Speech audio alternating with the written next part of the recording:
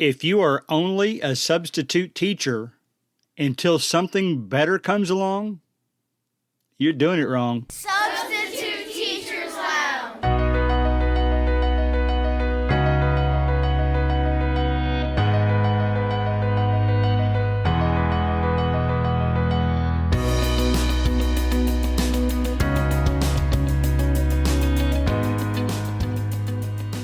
Okay, before you get mad at me, no, I am not saying that I don't know that most of you are a substitute teacher and you're doing it until you get a full-time teaching job, or maybe something better will come along. This is just all attitude based. If you don't give your all and you think that this is just a holding pattern until something better comes along, that's what we're going to talk about today. Let me do a little story about when I officiate. I am a softball umpire and a volleyball referee at the high school level and younger. I do a little college from a line judge type situation or scorekeeper. I haven't yet got licensed to do college. Might want to do that someday. But one thing we've talked about in our meetings is we have to stay motivated as officials even when we're doing the lesser teams. Now, let's be honest, it's not hard for an official to get both excited and nervous about maybe doing a game that involves the top two teams in the state. Maybe it's not as exciting to do teams that are closer to the bottom, but that doesn't matter. It's exciting to those kids. We try to train as officials to give our all to every team that's out there, regardless of where they're learning. In fact, if you're in a learning situation where the kids are learning how to play the game, you've got opportunities to actually help and make suggestions. So it might require you to even give more than your all because they need help. So I say all that to say this. When you're a substitute teacher, you need to treat that job like it's the most important job in the world at that time, so that all those kids know that you're not just sitting there reading a book, twiddling your thumbs, telling them to shut up because they're getting on your nerves. You need to instead be that person that walks around, watches them do their assignment, even if you don't know what's going on. Walk around being sincerely curious about what they're doing. Ask them what they're doing. Give them opportunities to teach you. We're going to go through some things that I have experienced this week, and we're going to talk about making sure you give it your all as a substitute teacher.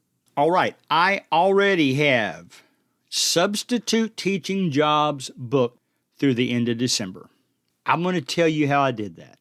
A big part of it, as you might expect, is making sure that you give your all to the kids, that you're supportive of everything that the school has going on, and we'll talk about that in more detail. But let me just tell you what's happened to me this week. First of all, I will be at the same high school this year as a long-term substitution through the end of October. That's going to cover 2 teachers' absences, and then in November, I will go to a middle school for November and December to cover another long-term teacher absence.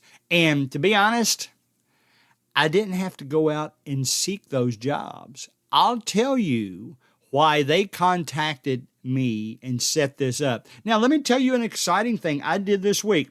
Here is your first suggestion on how to get on everybody's good list.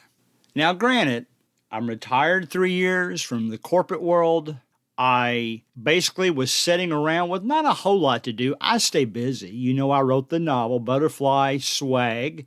Still for sale on Amazon, doing pretty well. I didn't really write that to make money. I just kind of wrote it because I'd always wanted to write something like that. So I've been sitting at home, and I traded text with the teacher that I am going to be covering for the first couple of months. It's interesting.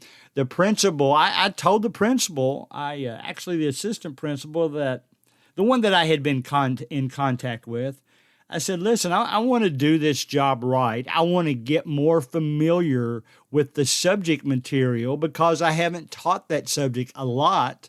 So I asked him, would you mind if I contacted her and came in for free at least a day before the school was back in session? And he was happy to give that information to me. And when I called her, coincidentally or ironically, or however you want to say it, she got back to me after a few hours, amazingly, because she had just had her baby the day before, about 3 weeks early. And I'll go ahead and tell you, I have met the baby. The baby is not only healthy, she just looks like a healthy, beautiful baby. And I'm happy for that lady. So I texted her the day after all that happened. And I said, well, listen, I'd wanted to meet with you, but I'll just do it on your schedule. If you don't have the time to do that, we'll figure it out. We can figure it out just trading messages. This is one of the most highly organized teachers I've ever run into. I will tell you this past week, we did in fact get together for about 3 hours. I told her from the beginning, we met at about 10 o'clock in the morning, and I said, all right, I will stay here as long as you need me to, but I don't want to cramp your style either. I don't want to hang around so long that I overstay my welcome and keep you away from your baby any more than I have to. So we spent about 3 hours together. It was a good 3 hours. I got to meet the husband of the teacher. It was kind of funny. I walked into the room. I just so happened, as I got there, the doors were open and the principal was in the hallway and he recognized me. And I said, I'm meeting with the teacher I'm filling in for today. Of course, I called her by name and he walked me to her room. So that was very nice. I told him that I was excited to be here. He knew I was sincere about that because he knows I know a lot of the students there and a lot of the teachers there. And he said they're excited to have me. So we'll get back to that story, how all that happened here in just a moment. But I did want to tell you, when I walked in the room, I am going to be teaching some or covering the teaching for some anatomy type classes. We'll get into DNA type situations. We'll talk a little bit about forensics. In fact, she shared with me a story that I thought was exciting because before the COVID situation, they would actually reenact a criminal scene or right outside the hallway so that her students could analyze the situation and use this type of information to solve the crime. And that's exciting. And we're still going to do some things like that. So I'm really looking forward to that.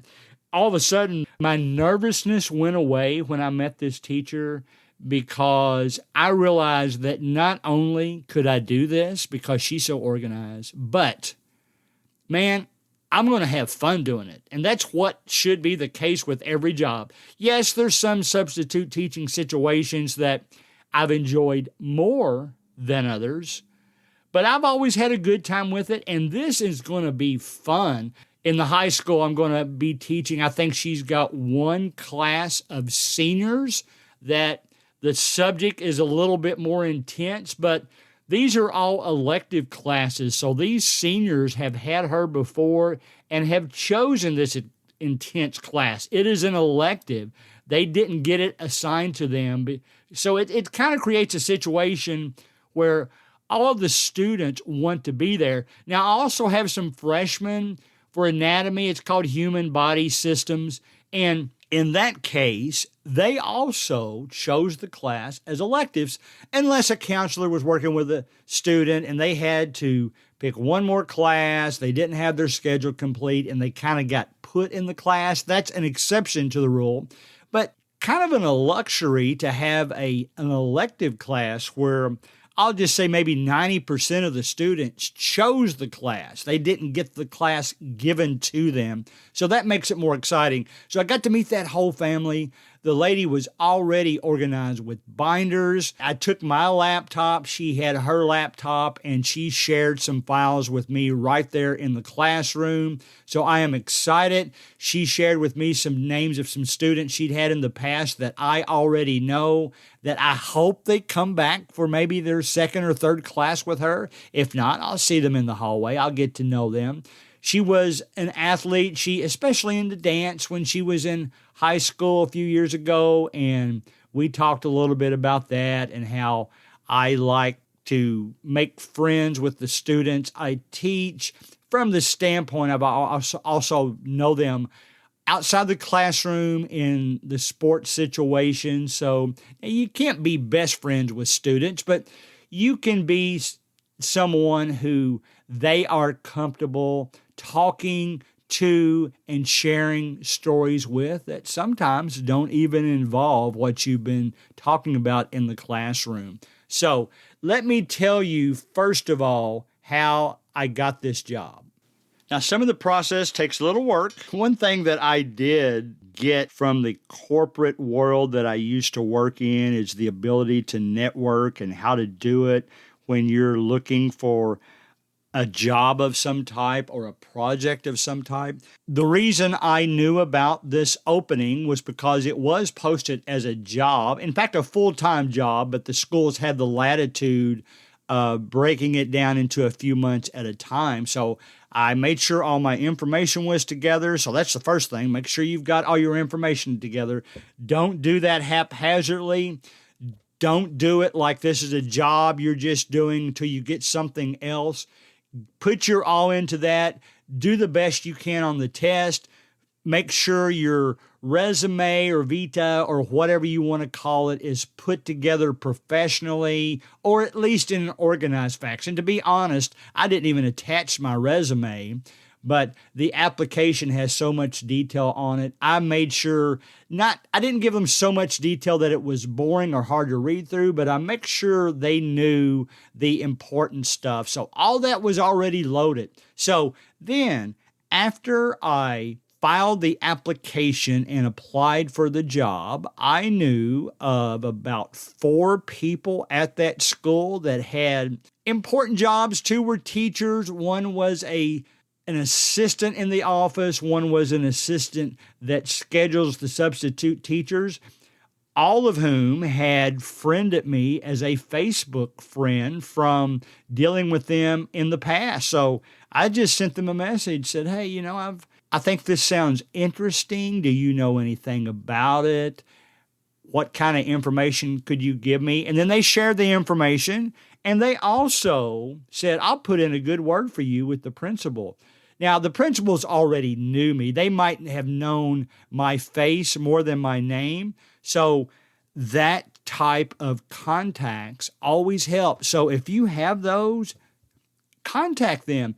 It was comforting to hear them say, I'll put in a good word for you. Now, they typically will not tell you that. If they really don't have a pleasant experience with you, having met you before, they will say, okay, I'll look for it and make sure they get it. Maybe they'll say that. If they instead say, I'm going to put in a good word for you. And that's exactly what happened. I had been pleasant when I talked to them in the past. I'm pretty much always in a good mood. It takes a lot to put me in a bad mood, and I try not to overreact when that happens.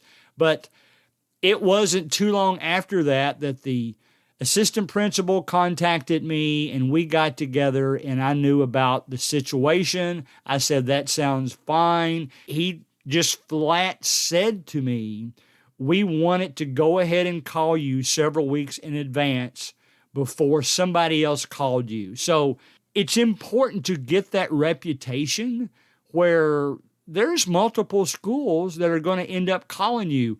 We're going to talk about that in more detail next week's episode. It's a little bit different episode, but I want this to dwell on. Make sure you always go into substitute teaching as it's the most important job for you at that moment and treat it positively in that way.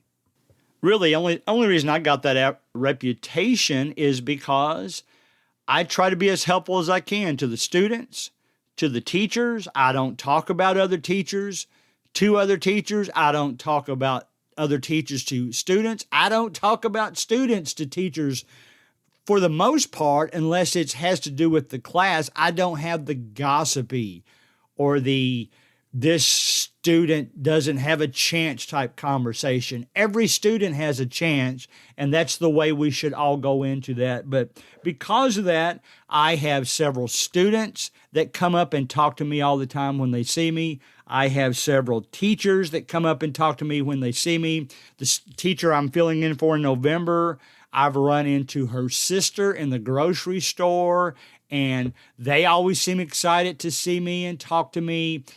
Work on that reputation. Make sure you're a positive person. That's one step. Now, let me share something else, and this is going to be hard, and it's going to be hard, I'll be honest, because of the country we live in. We're big in our country about our freedom, and nobody can make us do what we want to do. And let's face it, here we are. I mean, maybe 3 months ago, we were all cheering. Most everybody was vaccinated, and it seemed that the ones that were still getting the COVID variant, it's still this is still the case. The majority of the ones that get the COVID variant are the unvaccinated people. So, but a few months back, it was a little bit more exciting atmosphere in that situation than it is now. I'll tell you what's happened in our area. In my particular district, the public schools, at least at the moment, are saying mask on the buses, no mask necessary in the classroom. We will still put some social distancing measures into place, and I'm thankful for that. There are other schools in our area that are private and have chosen to have their students wear masks in the classroom, whether vaccinated or not. I just read yesterday that the public universities, the ones that get funding from the state, they are going to have college students wear masks in the classroom.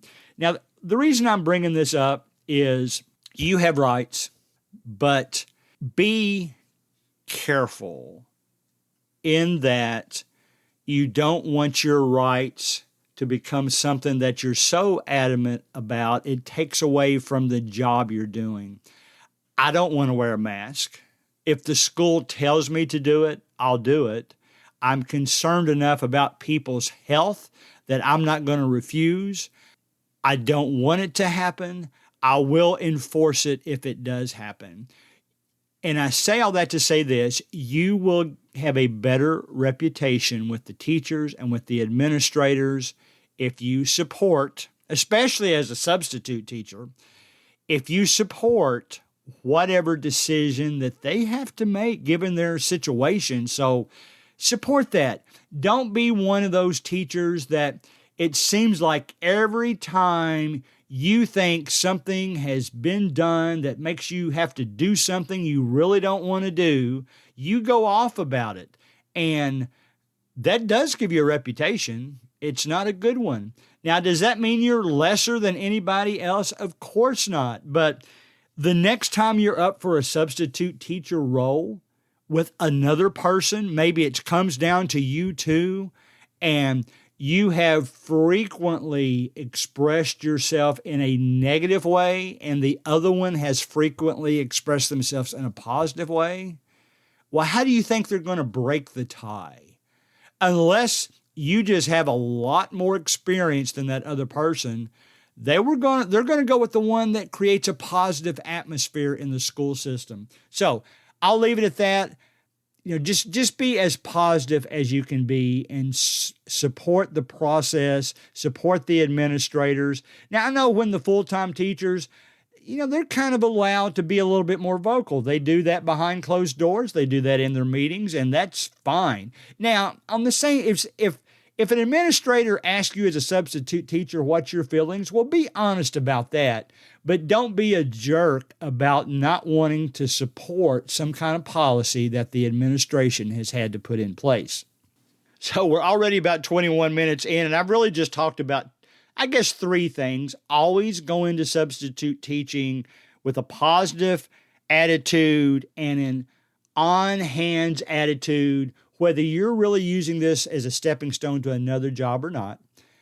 Always make an effort to do the best job you can. I contacted that teacher. I didn't have to do that. I know from what she said, I was one of the few teachers that she's ever remembered wanted to do well that much that they would contact the teacher for a meeting. That's great. And then with the support the decisions that administration has to make, because it's important decisions sometimes for health, but a lot of times just for the support of the students that we're teaching. I guess the last thing I'll mention, and you can do this in different ways, if you're a day-by-day substitute teacher and you're able in some way to contact the teacher, sometimes you can do it sometimes they'll leave enough information on their job posting, their absence posting to let you know how to do that. I'll be honest, if they've chosen to put public, I don't hack into somebody's system to find out something about them. But if they've chosen to put their information on Facebook, and a lot of teachers do because they like to interact with each other, and I find them on there, well, I might just shoot them a message and say, hey, I remember you from when I was at that school before. I just wanted to say that I'm excited about teaching for you tomorrow. Is there anything I can be doing? That's simple. That's it. Now, in the case of this long-term situation that I'm in, as I told you, she shared some files through Google Drive with me that I can now get to. I've actually gone through those. I didn't have to. In fact, the school is starting me payroll-wise tomorrow, actually, August 9th, 2021, even though the students don't come back until August 18th. So I'll have 7 days in the classroom to do my prep work. And I did enough studying of what she sent me that I didn't want to bother her. In fact, I started my text to her by saying, all right, sorry to bother you, but here's stupid question number of many. I think I said student question number 1 of many. Can you help me with this? And she sent me a smiley face and said, I understand where you're coming from, and that is definitely not a stupid question. So I didn't do it phony-wise just to show her I was looking at her information. I sincerely want to do a good job, and I was looking at information, and something she mentioned I didn't see. So I just wanted to make sure that I was looking in the appropriate area. So at the same time, I don't mind that it showed her that I thought her job was important enough, her material, her curriculum was important enough that I'm going to go ahead and get into it. I told her, I've told you that part of this class is anatomy. I told her that I spent about $8-9, I think, and bought an anatomy and physiology book for dummies. And she thought that was not only hilarious, but great at the same time. It shows that I wanted to do well. I wanted to get a base understanding of everything. Plus, if you've done any of those dummy books, they're written basic enough that they can make any subject understandable. So it allowed me to understand the material that she showed me from the beginning. I couldn't answer all the questions, but I at least had a base enough understanding that I think I will be able to teach it. The teacher is going to have binders made that already has all the handouts made. I'll have to copy them and give it to them. A lot of the assignment will be through Google Classroom. Will be links and something that they're just doing research and taking their own notes. And all I will have to notice is whether or not they're taking notes.